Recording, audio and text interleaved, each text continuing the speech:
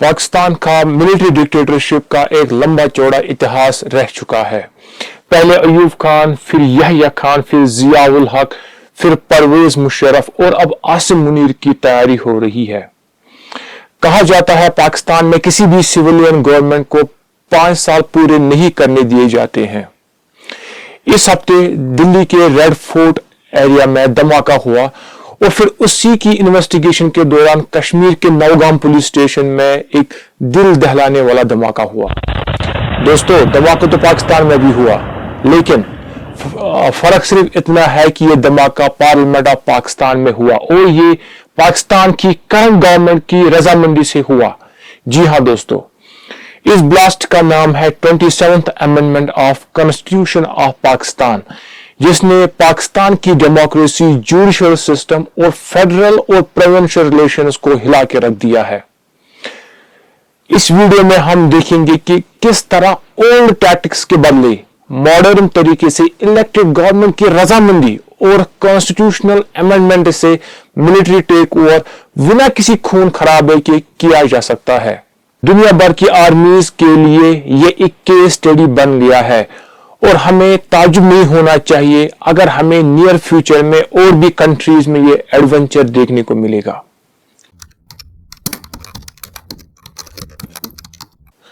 दोस्तों, यह कहानी स्टार्ट होती है 10 अप्रैल 2022 से, जब उस वक्त के prime minister of Pakistan Imran Khan को नो कॉन्फिडेंस मोशन से पावर से निकाला जाता है, जो बजाय तो अपोजिशन पॉलिटिकल पार्टीज ने लाई थी, लेकिन यह सबको मालूम है कि इसके पीछे पाकिस्तानी आर्मी ही थी, क्योंकि इमरान खान ने आर्मी के कठपुतली बनने से इनकार किया।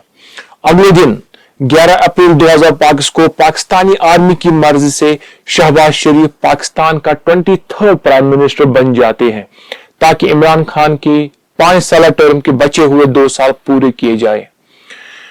दोस्तों, यहीं से पाकिस्तान आर्मी की ग्रैंड स्ट्रेटजी का फुल प्रूफ प्लान मोशन में आता है। नवंबर 2022 में आता है बहुत बड़ा twist. Prime minister of Pakistan Shehbaz Sharif entry कराता है जनरल आसिफ मुनीर की as new army chief of Pakistan.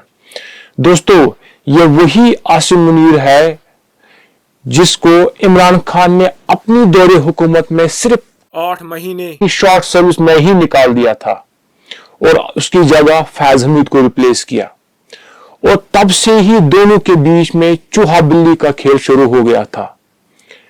इसी पर्सनल खुन्नस का पूरा फायदा उठाया शहबाज शरीफ ने और जनरल आसिम मुनीर को अपने साथ इमरान खान के अगेंस्ट लाके खड़ा कर दिया।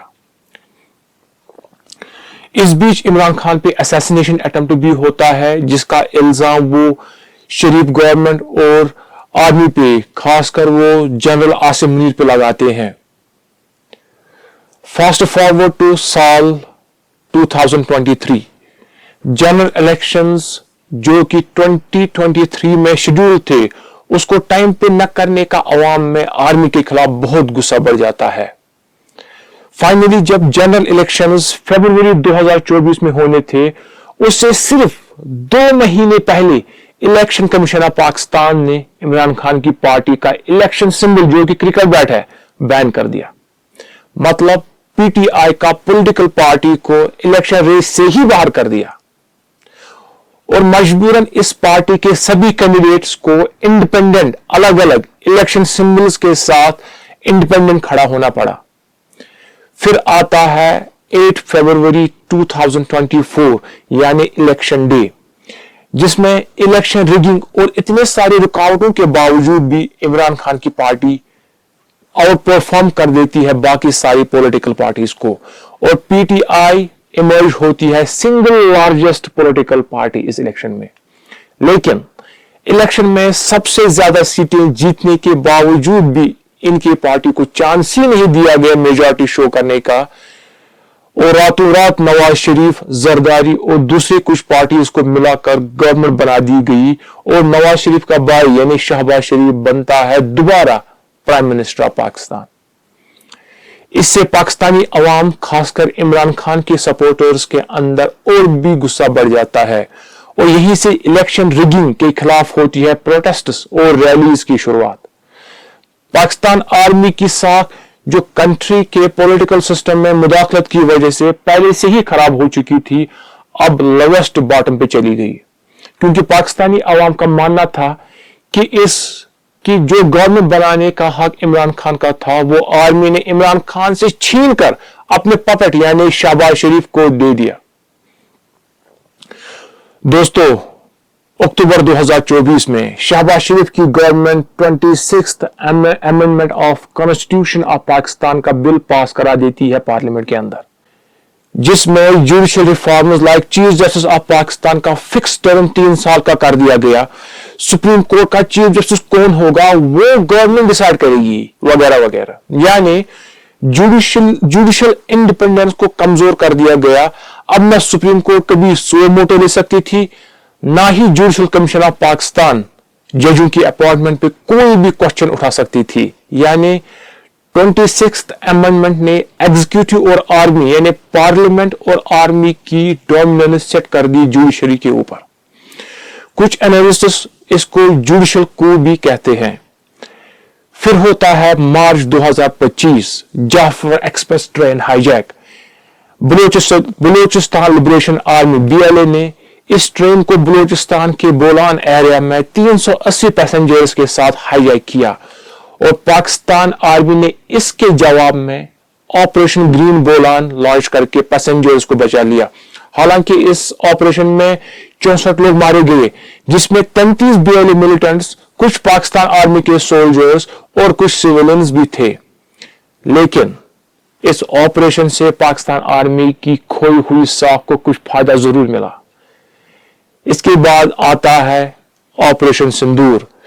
22 अप्रैल 2025 में होता है पहलगाम अटैक, जिसके जवाब में मोदी गवर्नमेंट मई 2025 में ऑपरेशन सिंदूर लॉन्च करती है, जो 7 से 10 मई चलता है। और इस 3 दिन के कॉन्फ्लिक्ट में missile strikes, drone attacks, border clashes और एयर स्क्रिमिशेस देखने को मिले। और जब फाइनली कॉन्फ्लिक्ट एंड हो गया और सीज फायर होता है, तो जनरल आसिम मुनीर पूरी तरह कैश करके चीफ ऑफ आर्मी स्टाफ से उम्र भर के लिए फील्ड मार्शल बन जाते हैं। ऑपरेशन सिंदूर से पाकिस्तान आर्मी की छवि रातों रात देश में बदल जाती है और पाकिस्तान आर्मी के खिलाफ अब कोई भी आवाज उठाने के लिए तैयार नहीं, मतलब टोटल साइलेंस। फील्ड मार्शल बनते ही आसिम मुनीर ने पाकिस्तान की फॉरेन पॉलिसी में मेन रोल निभाना स्टार्ट कर दिया। आप यूएस प्रेसिडेंट डोनाल्ड ट्रंप के साथ 2 बार आसिम मुनीर की 1-on-1 क्लोज डोर मीटिंग्स मुलाकात देख लो, या जुलाई में चाइनीज फॉरेन मिनिस्टर वांग यी के साथ सिक्योरिटी टाइज पे मीटिंग देख लो, सऊदी अरेबिया से सिविल मिलिट्री डिस्कशंस हो, या अक्टूबर में इजिप्शियन प्रेसिडेंट अब्दुल फताह अल सीसी के साथ काउंटर टेररिज्म मीटिंग्स देख लो। हर बार आसिम मुनीर पाकिस्तान के प्राइम मिनिस्टर शहबाज शरीफ के साथ सेंट्रल स्टेज में देखेंगे। दुनिया के किसी भी डेमोक्रेसी में आप आर्मी चीफ को इस तरीके से दूसरे कंट्री हेड्स के साथ ऐसे मिलते नहीं देखेंगे। पहले जो काम पाकिस्तान आर्मी पर्दे के पीछे चुपचाप करती थी, अब वो ओपनली सिविल लीडरशिप के ऊपर ऑपरेट करते दिख रहे हैं और ये पाकिस्तान की पब्लिक भी चुपचाप एक्सेप्ट कर चुकी है। बची कुछ कसर पूरी होती है 13 नवंबर 2025 को, जब government of Pakistan 27th constitutional amendment bill pass करती है, जहां 26th अमेंडमेंट पार्लियामेंट में बहुत महीने डिस्कस हुआ था। वहीं ऑपरेशन सिंदूर और इंडिया से नेक्स्ट पॉसिबल अटैक का डर दिखा के 27th अमेंडमेंट को जल्दी 2-3 दिन में ही अप्रूव कर दिया गया। 27th अमेंडमेंट ने पाकिस्तान के कॉन्स्टिट्यूशन को हिला के रख दिया। इसमें पाकिस्तान की जुडिशरी की इंडिपेंडेंस को कमजोर कर दिया। जहां 26th अमेंडमेंट में सुप्रीम कोर्ट सो मोटो नहीं ले सकती थी, अब वहां सुप्रीम कोर्ट को किसी भी कॉन्स्टिट्यूशनल केस में इंटरफेयर करने की इजाजत ही नहीं है। इसके बदले कॉन्स्टिट्यूशनल केसेस के लिए separate federal constitutional court FCC बनाए गए जिसकी अपॉइंटमेंट पार्लियामेंट्री कमेटी खुद करेगी। यानी इस कोर्ट में कौन से जजेस होंगे खुद गवर्नमेंट डिसाइड करेगी। इसके प्रोटेस्ट में सुप्रीम कोर्ट के दो बहुत बड़े जजेस जस्टिस सईद मंसूर अली शाह और जस्टिस अतर मिनल्ला ने रिजाइन कर दिया। लाहौर हाई कोर्ट के जस्टिस शमस महमूद मिर्जा ने भी रिजाइन कर दिया और इस्लामाबाद हाई कोर्ट के जस्टिस मोहसिन अख्तर कयानी और जस्टिस समन रफत इम्तियाज ने भी प्रोटेस्ट किया। दोस्तों, पहले प्रेसिडेंट और प्राइम मिनिस्टर को इन सर्विस इम्यूनिटी होती थी, यानी सर्विस के दौरान उनके खिलाफ कोई भी लीगल कार्रवाई नहीं हो सकती थी, और आर्मी चीफ को तो इन सर्विस इम्यूनिटी भी नहीं मिली थी। लेकिन 27th अमेंडमेंट ने प्रेसिडेंट, प्राइम मिनिस्टर और आर्मी चीफ को लाइफ टाइम इम्यूनिटी दे दी है। यानी एक बार इन पोस्ट्स पे आ जाओ, फिर जिंदगी भर आपके अगेंस्ट कोई भी लीगल कार्रवाई नहीं हो सकती है। आसिम मुनीर ने जनरल परवेज मुशर्रफ की केस स्टडी बिल्कुल अच्छे तरीके से की है, जिस पे गवर्नमेंट से निकलते ही ट्रीजन यानी देश से गद्दारी के चार्जेस लग गए और कोर्ट ने उन्हें लाइफ टाइम इम्प्रिजनमेंट की सजा सुना दी। 27th अमेंडमेंट से आसिम मुनीर ने शहबाज शरीफ और जरदारी के साथ साथ अनटचेबल स्टेटस को लाइफ टाइम हासिल कर लिया। 27th अमेंडमेंट से जनरल आसिम मुनीर और भी ज्यादा पावरफुल बन गए और फील्ड मार्शल रैंक से सीधा चीफ ऑफ डिफेंस फोर्सेस बन गए। यानी आसिम मुनीर पहले जो सिर्फ आर्मी को कंट्रोल करता था, अब आर्मी के साथ साथ नेवी और एयरफोर्स भी उनके कंट्रोल में आ गई। कंट्री के न्यूक्लियर एसेट्स भी अब नेशनल स्ट्रेटजिक कमांड के थ्रू आसिम मुनीर के डायरेक्ट कंट्रोल में आ गए, मतलब एब्सोल्यूट पावर। इसका मतलब आसिम मुनीर जो चाहे कर सकता है, ना उसे सिविल गवर्नमेंट से कोई भी अप्रूवल लेने की जरूरत है और ना ही उसे कोई भी काम या एक्शन करने के बाद किसी को भी जवाब देने की जरूरत है। दोस्तों, 27th अमेंडमेंट पाकिस्तान के हिस्ट्री में एक बहुत बड़ा इवेंट है। अब देखना यह है कि इससे पाकिस्तान की ओवरऑल स्टेबिलिटी इंप्रूव होती है या पाकिस्तान एक और मिलिट्री डिक्टेटरशिप बनने की तरफ बढ़ रहा है। आपको क्या लगता है? अपने थॉट्स कमेंट बॉक्स में मेंशन कीजिए। चैनल को सब्सक्राइब और वीडियो को लाइक और शेयर करना मत भूलिएगा। मिलते हैं अगली वीडियो में किसी और इंटरेस्टिंग टॉपिक के साथ। Till then, thank you, bye bye.